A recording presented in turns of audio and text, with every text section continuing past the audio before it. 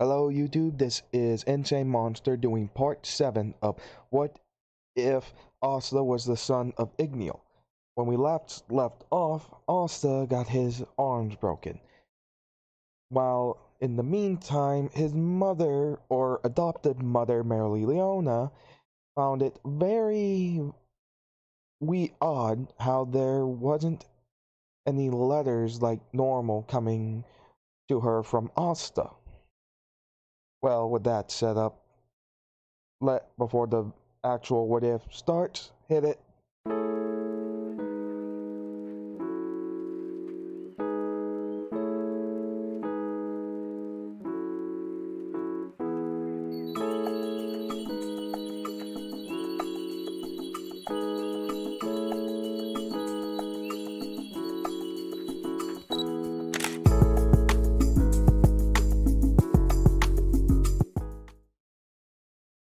Okay, now then, as for the other Black Bulls, similar to in canon, they split up, where we have Magna and Luck going to a dungeon to look for something to help Asta get his arms healed.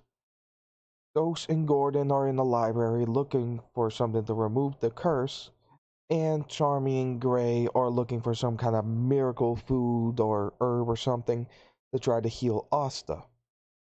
So, Vanessa does go to the witch's forest. As they're hearing this, Asta realizes how much his squad mates actually care about him and does smile. Though after hearing about Vanessa, they don't know exactly where to go or what to do, so they meet with Asta's teacher who taught them how to use his swords. Obviously, like in canon, the guy gets blasted with Noelle's water magic. Things go pretty much similar as in canon for Vanessa in this point, as Asta and such do still go to the witch's forest to try to get Vanessa, though are still exposed. As they then meet with the Witch Queen, he realizes something about Asta's magic. Not only that it feels similar to elves' mana as well as dragons, but that there's a part of his magic sealed away by something, as if it's leaking out bit by bit out of some kind of box. That's the kind of feel he's giving off that the queen is able to notice, giving her supposed longevity life and such. Just, I guess, experience. So, like in canon, we do have it to where the Diamond Kingdom as well as the Eye of the Midnight Sun are attacking, as we then cut to Fauna, who states, "How fruitful. He's here. So not only will we be able to get the magic stone, but we're going to get him. Going to get him finally." Asta is fed up with this, and as he's not going to let Vanessa be a pawn for the Witch Queen, he decides to stab his arms with his anti-magic sword in his mouth. So, yeah, there is that. As the Witch Queen tells him that she can stop, and that she'll heal his arms in exchange for getting rid of the invaders. He's mitigated for that, as he gets the curse removed and his arms healed as good as new. The fight does go a bit like in canon, though Asta puts on his scales and such to fight. Going up against the Eye of the Midnight Sun, he takes out a good number of their lackeys, as then he has to face Fauna. he states, why? Why are you helping them? They, they are the ones who separated us. Looking at Asta, with crying a bit, he states, I don't understand what you're talking about. The most he knows that they were attacked, but he also knows that his biological mom should be dead, so he doesn't quite understand what's going on. As the fight begins, he's eating the flame magic produced by Salamander in its larger form, which Fauna had no choice to use the crystal magic from the, I guess you'd call it a chimera grimoire kind of deal, since it's just two grimoires patchworked into one another. As on the other side with the Diamond Kingdom soldiers, it does go similar as in canon. Next, Noelle steps in using her Sea Dragon's roar.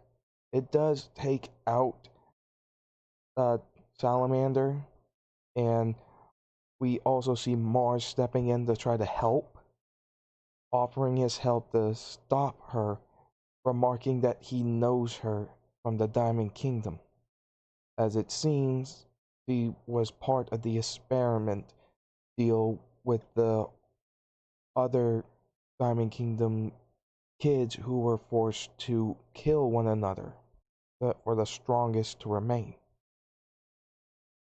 So there is that.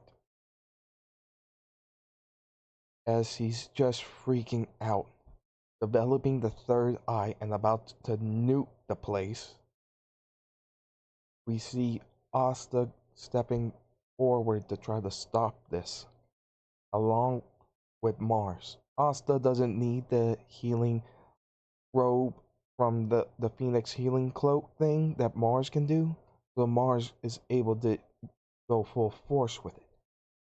As Asta pleads for her to stop, and that any more bloodshed would only be meaningless in feeding a cycle of hatred. He doesn't quite understand it, but he understands that they're doing this because they got hurt, and they already hurt so many others. Seeing this, the elf fauna inside starts to waver as Mars tries to speak to the human fauna, and this causes the connection to be severed, dispelling the giant mass of mana that was about to explode. Fauna was grabbed as the markings on her forehead began to disappear along with the jewel, while the ears were still pointed. Fauna was still slightly in control. She put her hands on Asta's cheek and stated, "Stay safe, and thank you." Her mind cleared up enough to remember what happened properly in that moment, but just in that moment, sadly. Afterwards, the real Fauna was able to snap out of it for a little bit to talk to Mars and such. Everything did quiet down for a good bit, obviously, due to the fact that a lot of this did go as in canon, though unbeknownst to Asta, when we turn to a view of the face of his grimoire where there's a dragon head, uh, visually looking at it, that dragon head now has the body of a phoenix right behind it, like there's a phoenix, and on top of that, visually, there's the dragon head. Though Asta doesn't notice this. At this point, we then meet Longris, the mage who who only has basic mana magic, no actual element. as he then begins to fire and attack everybody. This goes similar to in canon as the others are weakened and Asta is using the Demon Slayer slash the Demon Dweller sword to fight Longris off, since he can see that magic is not going to work on him.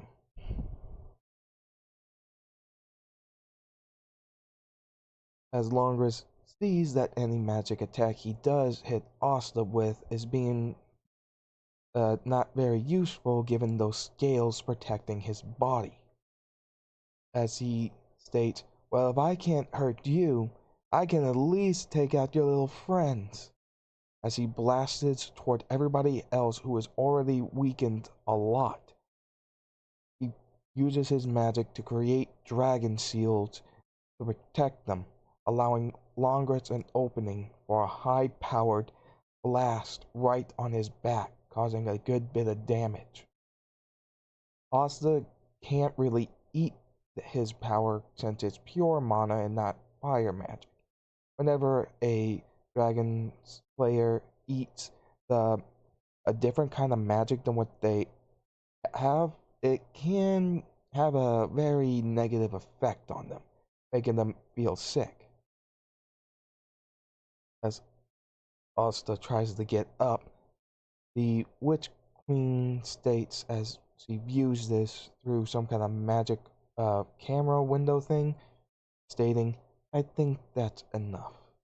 Let's see if I can degrade that seal enough for you to be useful. As we then see the power of the Demon Slayer sword flare up. Longris is still up in the air, trying to figure out what's going on. As at this point, in this version, the Witch Queen is actually very anxious to see what Asta can really do. Though Asta's feeling this rush of power, he's trying to restrain it, which is counteractive to what the Witch Queen is trying to do. So Longris takes full advantage and goes towards Fauna, threatening to kill her if he doesn't back off, which has the same result with him absorbing the magic from her. Now, he is glowing red, kind of, but I think that's more or less the high density magic heating up so much that it's that color. Kind of like how metal glows when it's heated up, so it isn't actually fire magic.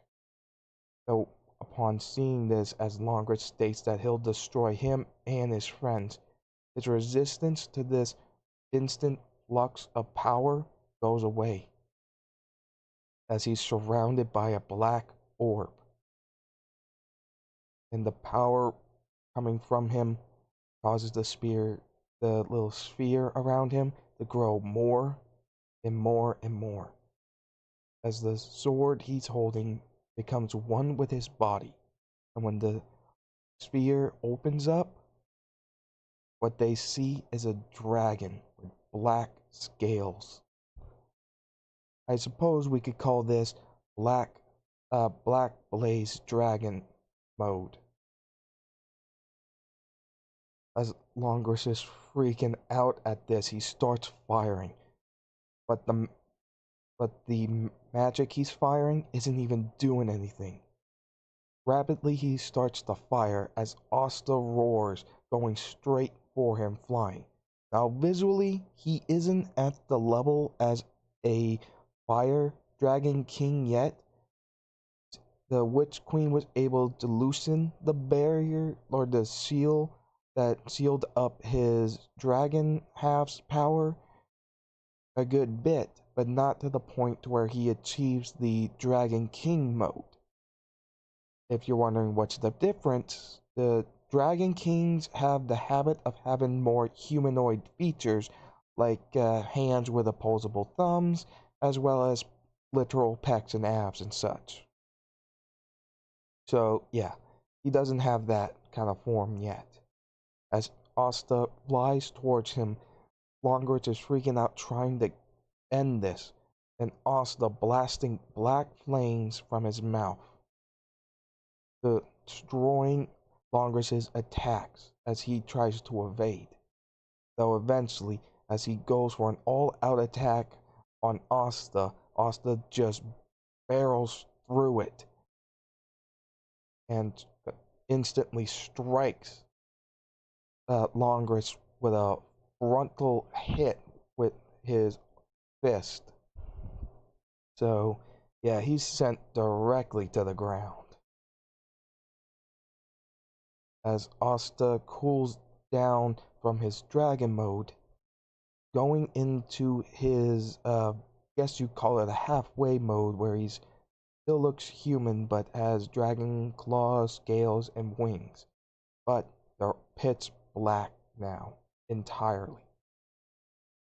As Longridge tells him to just do it and end it, Asta yells at him, stating, "Are you kidding me?" Doing the same speech as he does in canon, telling him that first he's going to clean up this mess and then apologize for all the trouble he caused and everything like that. Which Longridge just stops for a moment and laughs a bit, remarking that his head feels a good bit clearer now that the gems are not in his body. As that happens and such, the Witch Queen does appear riding on her mass of crows, remarking that she'll be taking what she wants now as she uses her blood magic to take over Asta's body. He resists enough not to go into a full dragon transformation and to only go in the halfway part, but also goes into the Black Asta mode version of this. So I guess we can call it Black Scale Asta mode. So yeah, as the Witch Queen then basically uses her blood magic to put everybody there on freaking crucibles, or controlling Asta, who is trying to resist to slay his friends. This does have the same effect as in canon, to where Vanessa does develop the red string of fate magic that keeps Asta from killing his comrades. So, yeah, still, Noelle doesn't get stabbed or slashed by Asta's sword, and like in canon, it does cause him to swing and miss, tapping himself in the head, which dispels the blood magic. And as the Witch Queen is trying to hurry up and grab Vanessa, thinking that she can at least grab her, Rose, the red string cat, uses her magic to stop her. As Vanessa states that Ruse will always be on her side and the one she cares about, the people she has a connection with, as he remarks that there is no connection between her and the Witch Queen. Afterwards, she does calm down a bit.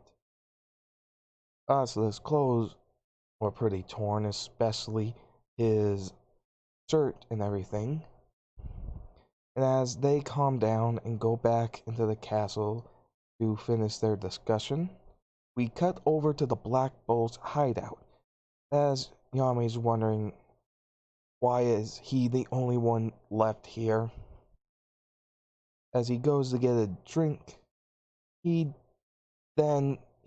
noticed that the door frickin' blew open, and once the smoke cleared, we see a very, very angry Leona yelling, "Where is Asta?" As he is sweating bullets now. Next thing we see is Yami just jumping clean out the window, yelling, I'm out! Running like hell, as then the wall where the window he jumped out is now blown up, as Leona is chasing him down, with Yami yelling, "Where the hell are you guys?" As we switch back over to the witch's forest, as she does give them the magic stone, but then remarks that she never expected that a member of the elf race would still be around. With everybody a little confused by that, as he then remarks, "Not to mention you appear to be half dragon as well," as we see that Noelle is stating, "Wait, I thought the elves all died." She remarks that, yes, they were supposed to, though it seems as though one of them did live, as he looks at Asta, causing everybody to look at him, asking, "The hell is he talking about?" Asta, in his mind, was thinking, "Oh, she just had to say something, and how does she know what I am? Come on!" As he just sighs and lifts up his headband, revealing his pointed ears.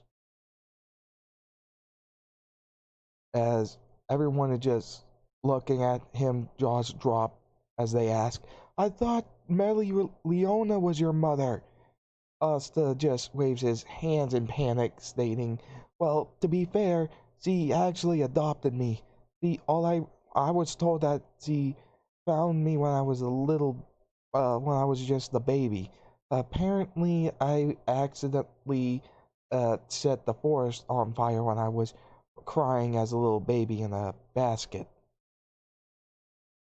This just causes people to have their jaws dropped, as then the Witch Queen tells them of what she knew, stating that the elves did die from an attack from the Clover Kingdom. Not only that, there was the former Dragon King Igneel there as well. But she sensed a couple of other things. For instance, she sensed the usage of 3 forbidden magic spells.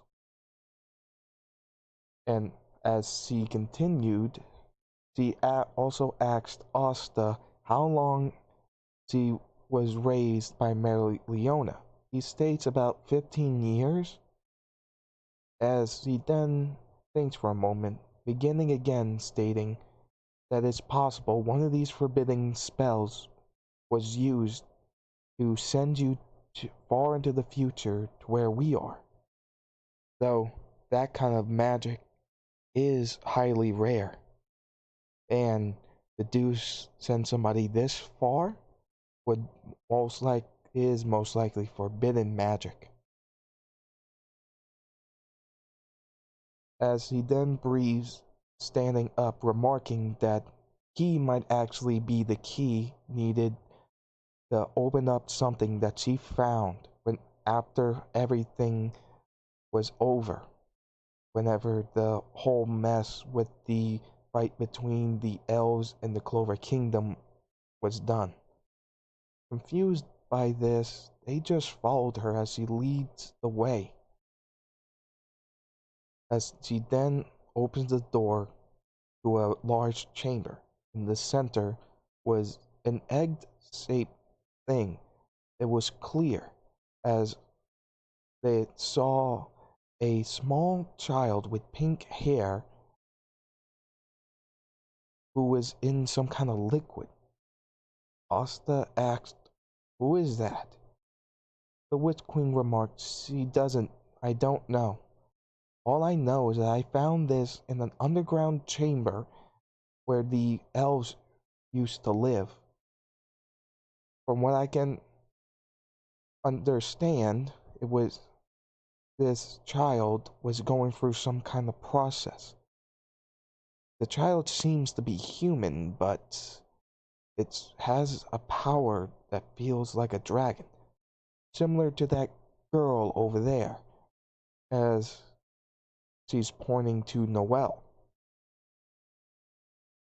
Asta thinks he might have had a dragon lacrima fused with him while he was in this thing, though he understands that they can be configured to either turn somebody into a dragon or not to. But he doesn't know whether or not this kid went through it. As then it's kind of like in the back of his head, he thinks of something. Opening up the spatial magic bag he's been having, taking out the white scarf that apparently was left to him. His friends look at him as Asta walks up to this little egg incubation stasis chamber, whatever you want to actually call it, as he walks up to it, and the name somehow flows into his mind without him really knowing what it is. He tells the others that he thinks he knows who this kid is, but he's not sure how he knows. As he bends down with the scarf in his hand right next to the little egg thing, he states, "Not to drag Igneel." As he places his hand on it, that egg thing begins to glow and disappear, and the kid falls into his arms. He's only wearing like these raggedy shorts, and Asta takes the scarf and puts it on him. He carries him and walks up to the Witch Queen, saying, "Thank you. If this has something to do with my past, I would like to know, though I doubt someone this young would really remember." As the Witch Queen states, "It's fine." Afterwards, we see the Diamond Mages and the Asta and his friends saying goodbye, as they remark that they got what they needed from the Witch Queen, revealing a small bottle that has the little blood tablet thing in it. As they leave to go over to the hideout, we then see, well, when they get there, they see Mereoleona grabbing Yami from the head using one of her flame paws, as then she looks over saying, "Asta," as Vanessa is recommending that they run, and Asta states, "No, don't. If you do, it will only make it worse. Trust me on that." As then we just see them all on their knees, kneeling down, explaining everything that happened. As Mereoleona then states, "So you got your arms broken, and then you went to the witch's forest to get them fixed, and ended up fighting both the Diamond Kingdom and the Eye of the Midnight Sun, correct?" He states yes, as he then says, "And they found out that you're what you are due to the witch queen blabbing her mouth." As Asa then says, "Yes, and not only that, you ended up bringing this kid along back with you, because I'm assuming from what you told me, he has something to do with your biological parents as well, yes?" As Asta stated, "Yeah, probably. Well, most likely. I somehow knew his name." As Mereoleona is takes an interest in this, asking what his name is. He remarks that he doesn't know how he knows this, but he just does, stating that it seems to be uh, not to drag Igneel. He sighs and is, for one, angry that nobody told her that her adopted son got his arms broken, but glad that they're fixed, and also doesn't know what to do now that there's this little kid that Asta's holding. After a little time, Natsu wakes up as he wonders what's going on. He is old enough to talk, though Asta remarks that they're probably brothers or something, but he's not sure. As then Natsu tries to fight him, not knowing what to do, as Asta tosses some fire at him, yelling, "Eat it." Instinctively, he does, without realizing it, as Asta tells him, "Well, that's at least a clue that we're connected." As Natsu asks, "Wait, what do you mean?" As Asta then goes over to a torch and eats the fire, without putting the torch in his mouth, telling him, "See, you're like me." As the remaining Black Bull members get back to the hideout and find out Asta got his arms healed, excited for him. As they then go to a barbecue, Ellie Leona isn't sure what to do or if she should report this whole thing with this kid Natsu, but for now she's gonna let it be. If he has something to do with Asta's past, then it might be a good thing for Asta to, well, to care for him for now. As for those people who are thinking that that's not a good idea, remember we're dealing with Melly Leona, who thinks it's a good idea to grab kids by the heads using her flame lion paws and more or less ragdolling them as a party trick. That is her idea of a party trick. So not the person you want to have the best choices with. Yeah. So as they begin to eat, Asta stands up, asking them something, that he wants to ask them something, but states that he first wants to thank them for doing what they could to try to help him get his arms healed. They say that it's no problem, as Asta then states, but it is. Well, not a problem, but it is a good thing, a big deal. As he states that they're all kind, even if some of them don't show it. Looking at the ghost with him yelling, "What are you looking at?" Asta just smirks and says that with people like you, who are a bit odd but still very kind, I could think of people no better to be one of me, at least to rebirth the dragon race. Though he remarks that he isn't sure whether or not that this will act, how long it will take. Now, for those of you who are thinking that some of them might not pick it, you gotta remember, a lot, just about all the Black Bulls don't really have anything really tying them closely to the Clover Kingdom. I mean, Gordon's family is weird, but Gordon himself probably wouldn't mind, especially after Asta tells him about the abilities that he will get from the lacrima he hands him, stating that it's a poison dragon lacrima. And from the books he's read that were in the spatial magic bag, he'll be able to read people's thoughts and minds to get closer and know them better. If you know Gordon, then that's like the selling point.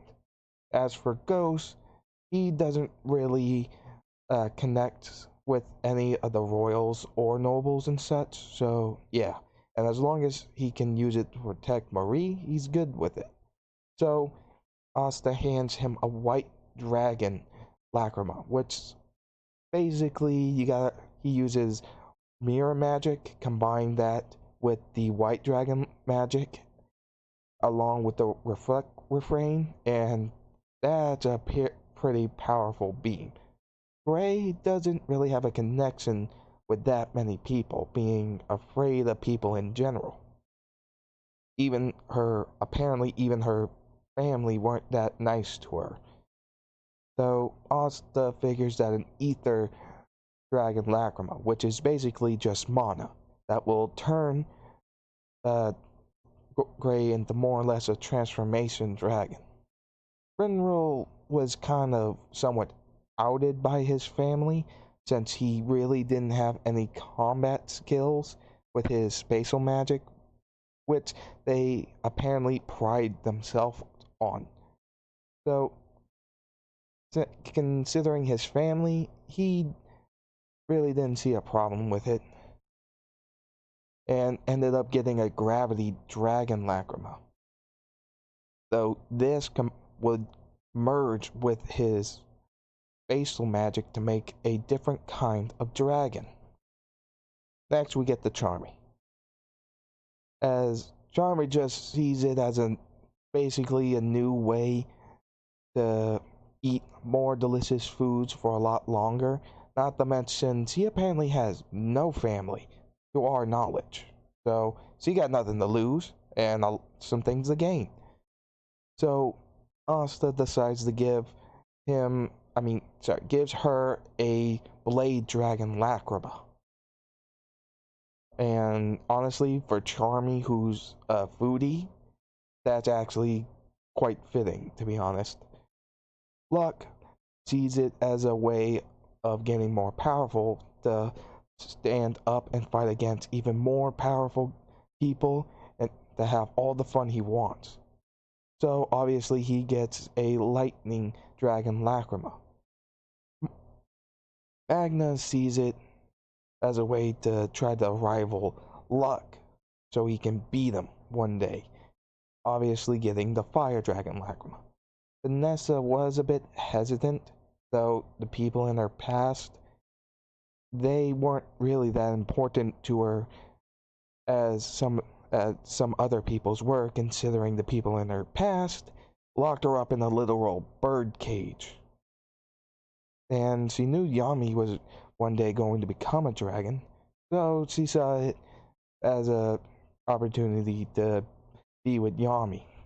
So, yeah. So, she does end up getting a special dragon lacrima. A moon, or guess some people might call it a lunar dragon lacrima. I mean, I'm assuming that if there's a sun dragon like Leona has right now, then there's probably a moon dragon. So yeah, though the development of it is at just the beginning and such. So there is that. As for Asta, he just goes back after handing them out to Natsu, who is straight up scarfing down not only all of the food, but is constantly eating the fire from the barbecue pit.